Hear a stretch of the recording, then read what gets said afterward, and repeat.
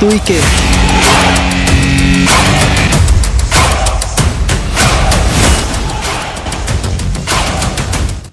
তোদের জন্য রাস্তাঘাটে মা বোনরা চলতে পারে না।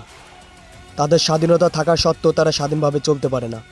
দিনের পর দিন তোদের জন্য নির্যাতনের শিকার হচ্ছে আমার মা বোনরা। তোদের বেঁচে থাকার কোনো অধিকার নাই।